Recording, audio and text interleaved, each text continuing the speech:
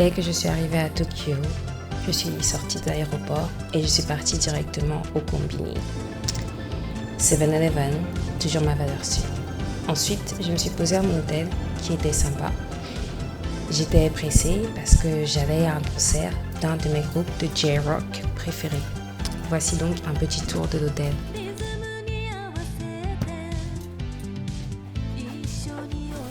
Je suis passée devant un des derniers Hanami de cet été.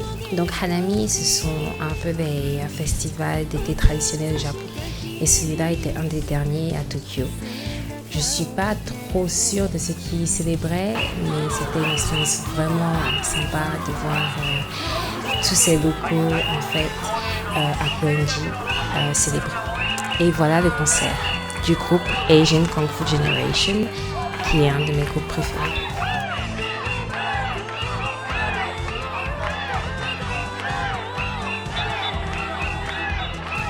Le truc que je vous dis pas, c'est que pour avoir les places de ce concert, j'ai dû galérer. Je ne suis pas japonaise, je ne vis pas au Japon et je n'avais pas de numéro de téléphone japonais. Donc j'ai dû utiliser le service d'un mec japonais qui a acheté des tickets sur un site de seconde main en japonais pour moi. Et ensuite j'ai dû avoir un numéro de portable japonais, utiliser une application pour télécharger les tickets. Bref, tout ça pour vous dire que le Japon fait vraiment tout pour rendre la vie plus difficile pour les étrangers, même les touristes. Et c'est une des nombreuses raisons pour lesquelles c'est un beau pays, mais qui a énormément de difficultés, en particulier administratives. Donc, pour me réconforter, je suis partie au parc de Shinjuku, que vous pouvez voir là.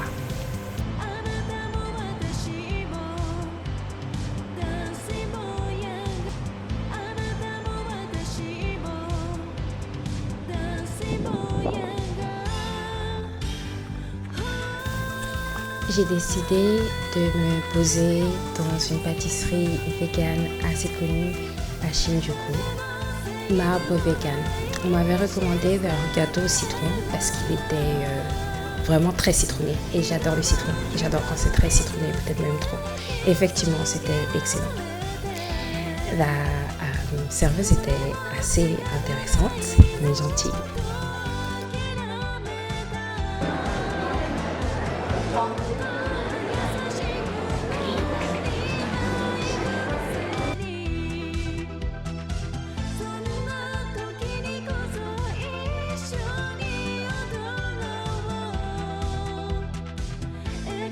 Comme Homer Simpson, j'adore les donuts. Et Abebe Bakery m'avait été recommandé et en fait c'était dégueu. Donc j'ai poursuivi mon exploration de Shinjuku en allant bien sûr au Don Quirote où je me suis fait harceler sexuellement, ce qui était très sympa.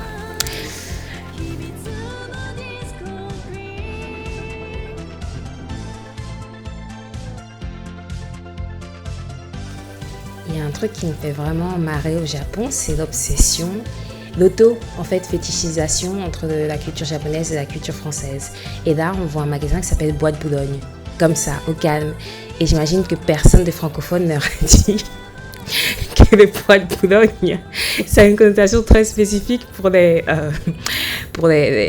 Français à Paris et pour les gens qui habitent à Paris. Bref.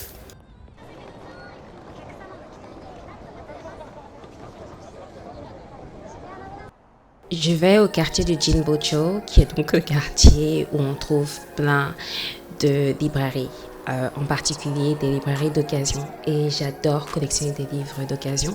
Et c'était un lieu absolument fantastique. J'ai trouvé des magazines et des livres que je n'avais pas réussi à trouver dans d'autres endroits en fait. J'ai même réussi à trouver une édition du magazine britannique The Face qui n'était même pas trouvable au Royaume-Uni, juste pour vous dire. Donc c'était absolument fantastique. Malheureusement pour moi, je n'ai pas pu trouver l'édition de Fruits que je cherchais. Mais j'ai trouvé Black Music Review, ce qui m'a interpellée parce que j'étais la seule personne noire dans le magasin et dans la rue. Mais ils avaient plein de collections de ce magazine en fait, qui célèbrent les musiques noires américaines. Et encore une chose qui m'a surprise. Mais Jinbocho était excellent, je recommande.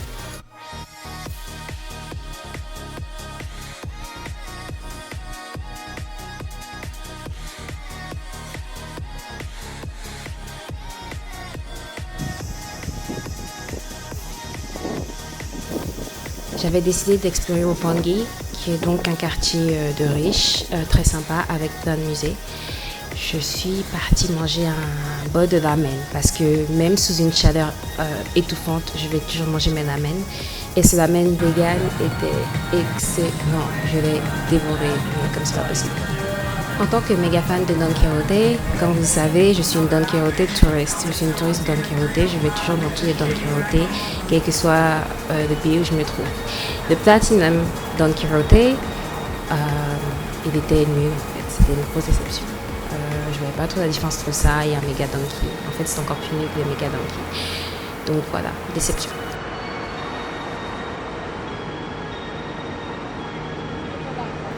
Le but avec ce voyage, c'était vraiment d'explorer des coins de Tokyo que je n'avais jamais vraiment eu le temps de visiter lors de mon précédent voyage.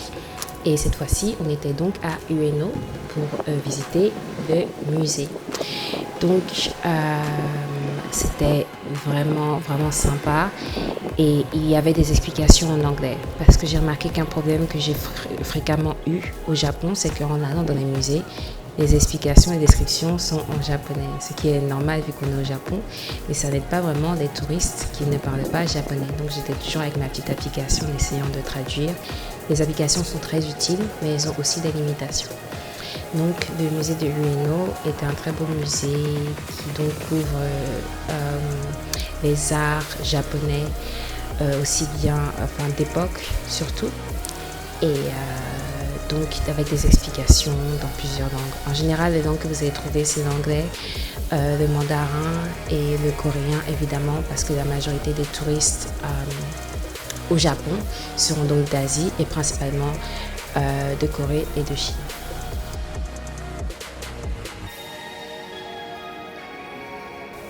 J'ai aussi exploré les lieux que j'avais beaucoup aimés la première fois. Donc je suis retournée à Meiji, au parc Meiji, parce que j'étais encore du côté de Shinjuku, c'est juste à côté, et vraiment pas loin de Shibuya. Donc toujours aussi beau en été. Malheureusement, il y avait certaines sections qui étaient fermées au public, mais toujours un formidable parc à visiter.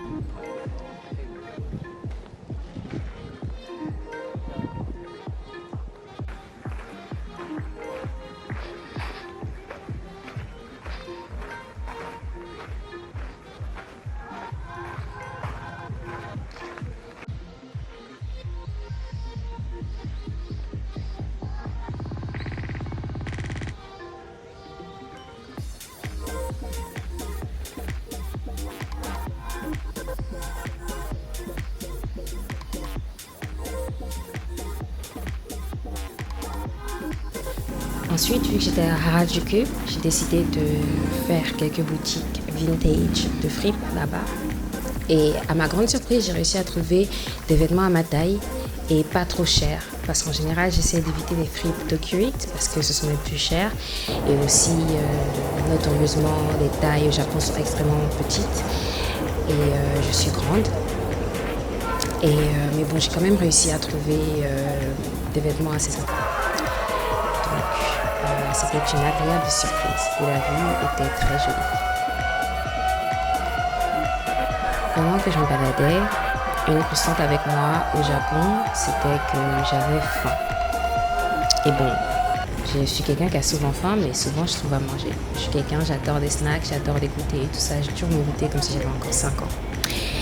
Et je suis végétarienne. Et j'utilise de manière religieuse l'application Happy Cow, j'utilise les 7-Eleven, Family Mart, les supermarchés, je mange toujours local quand je suis à l'étranger.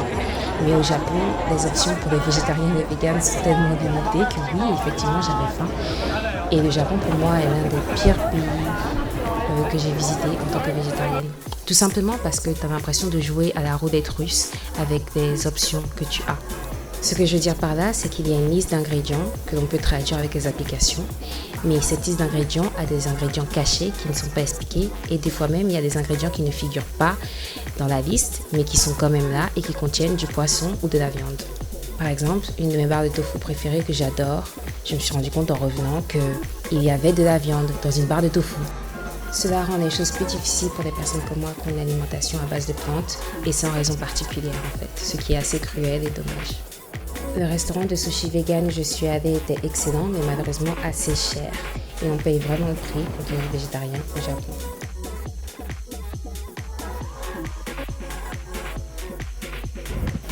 Le lendemain, j'ai décidé d'essayer de me réveiller tôt pour prendre des photos à Sensoji à Asakusa et c'est hilarant.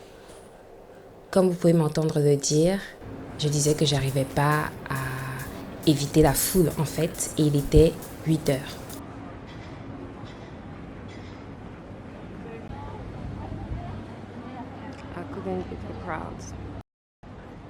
Je suis retournée à Sensoji un autre jour et à 7h50 je suis arrivée, à 8h de nouveau.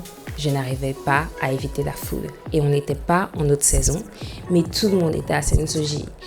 Les cars de voyage scolaires, les touristes du monde entier, les touristes japonais.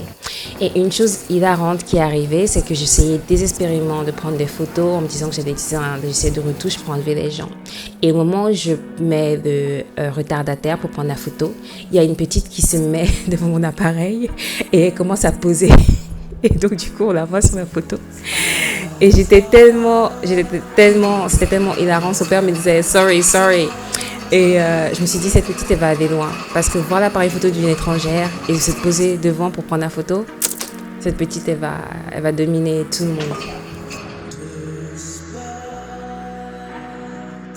Au Japon, bien que j'avais faim, je n'avais pas soif. Parce que mon rituel, c'est d'aller au 7-Eleven et de prendre un smoothie dans cette petite machine-là. C'était vraiment toute ma vie. Et je cherchais désespérément le smoothie à la mangue que je ne trouvais jamais.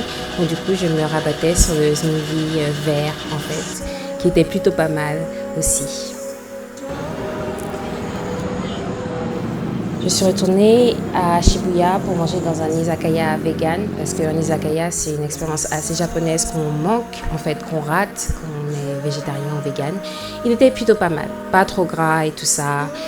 Service minimal mais bonne nourriture.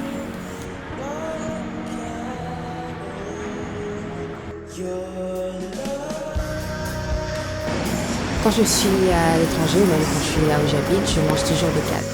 Toujours. Donc je n'étais pas trop sûre de manger à Komeda Ease parce que c'est une nourriture principalement occidentale.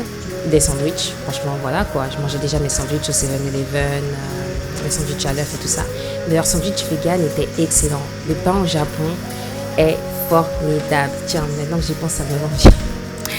Donc Komeda Ease était vraiment une bonne surprise. Un petit café bien pratique. Je suis évidemment repartie à Itoya pour faire mes provisions de tout ce qui est papeterie et stylo.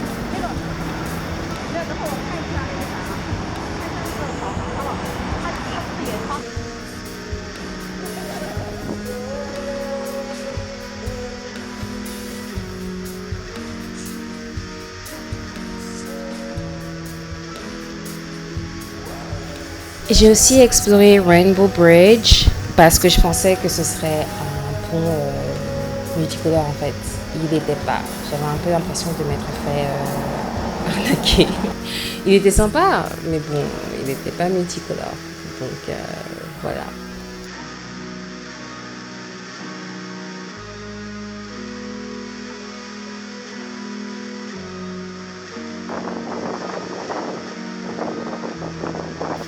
Le lendemain, je suis partie au Nezu Museum, au musée Nezu, qui était absolument fantastique. Le musée, en fait, était entouré d'un jardin absolument luxurieux, très beau, avec une diversité d'arbres, d'œuvres d'art. Le musée se situe, en fait, entre Omotesando, qui pour moi est le quartier où les gens ont le plus de style, sont le mieux habillés. et aussi Nichi Azabu. Donc le musée se trouve pile poil entre les deux. Et il était vraiment très paisible. Comme vous voyez, il y avait ce lac avec des poissons. On pouvait se poser, observer la nature. Et à l'intérieur, il y avait aussi de très belles œuvres d'art. Et c'était un endroit vraiment très beau, très paisible que je recommande.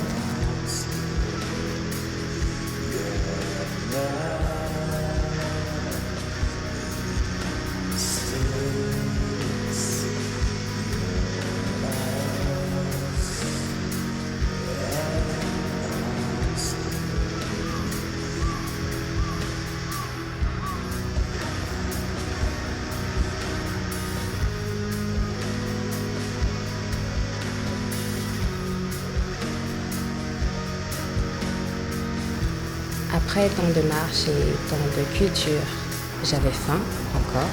Donc je me suis posée à Tokyo Station pour aller manger un autre bol de ramen. Il y avait la queue et c'était Sora no Ero Nippon, qui est donc du côté. Tokyo Station est c'est un labyrinthe. Donc, c'est pas vraiment à côté de Tea Standan, qui est donc le restaurant vegan par excellence où tous les étrangers qui prennent le Shinkansen à Tokyo Station se posent. Mais c'est dans les environs, je sais pas comment vous décrire ça.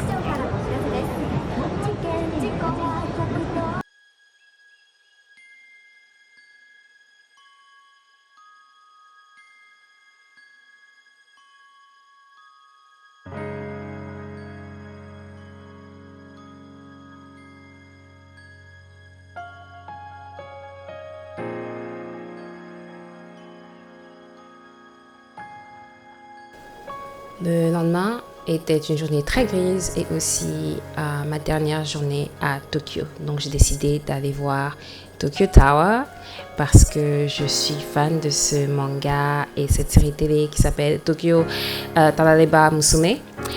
Et les personnages ont cette obsession avec Tokyo Tower. Donc c'était vraiment sympa. J'ai fait la queue pendant des heures pour prendre une photo là-bas. Mais c'était sympa. Après ça, j'ai repris le Shinkansen pour retourner à Atami pour une petite visite d'une journée. Atami est une de mes villes côtières préférées. J'y suis allée en hiver pour voir la floraison des fleurs de cerisier en avance et là, je retournais en été. Donc, je suis retournée à Akao Forest que je ne recommanderais plus. Déjà parce que les prix ont augmenté depuis lors. Ensuite, parce que c'était un jour férié au Japon et qu'ils n'ont pas prévenu qu'ils fermaient plus tôt. Non seulement ils n'ont pas prévenu, mais ils avaient aussi une navette qui était censée être mise à disposition. J'ai attendu des heures la navette. Ils ne répondaient pas aux emails ni quoi que ce soit. Donc je ne recommande pas Akao Forest. Donc j'étais à Atami parce que c'était le dernier Hanami, donc festival d'été au Japon. Et ils avaient des feux d'artifice absolument fantastiques que je voulais voir. J'ai pris le Yuyu Bus, qui est un bus adorable, mais qui donc part très tôt. Donc si vous le ratez, vous êtes un peu dans la merde. La nuit est tombée. Atami se remplissait de badauds, des gens portant des yukatas et des vêtements traditionnels. Je suis tombée sur une des plus belles vues de la ville la nuit avec les lumières qui illuminaient les autres collines pour tomber jusqu'à la plage. Et c'était une vue absolument saisissante. Atami est une ville faite de collines et aussi une ville côtière, donc au bord de mer. Elle est aussi connue pour les onsen et même des mini sources d'eau chaude en fait que l'on peut trouver dans certains coins de la ville.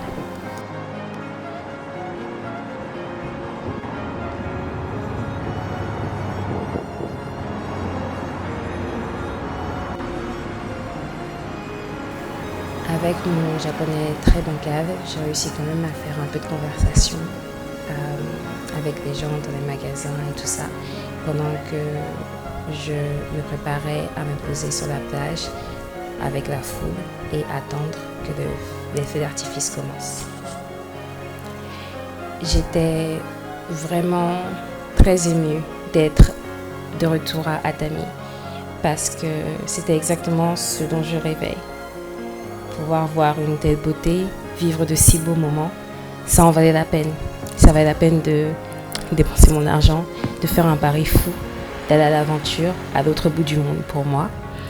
À Tamis, je me suis remémoré l'essentiel en fait, que c'était des souvenirs, de très beaux souvenirs que je créais et que c'était une belle vie en fait.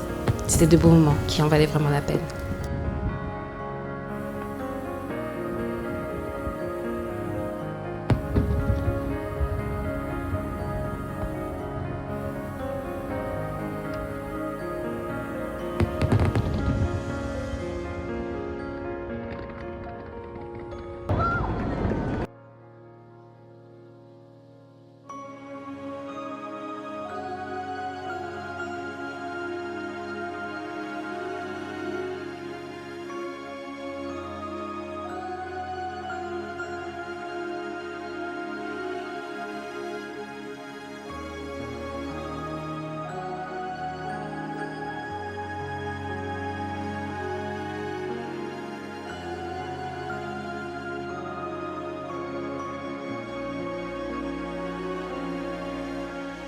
J'ai lu et regardé un peu trop d'animés quand j'étais enfant et c'est probablement l'une des raisons pour lesquelles j'avais cette obsession pour les festivals d'été au Japon. Et c'était fantastique, c'était vraiment fantastique.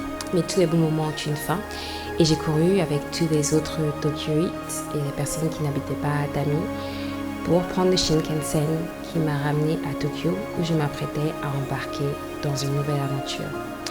Donc, si vous avez une idée de la ville que je vais visiter ensuite, dites-moi dans les commentaires. J'étais consciente que mon voyage au Japon commençait à finir.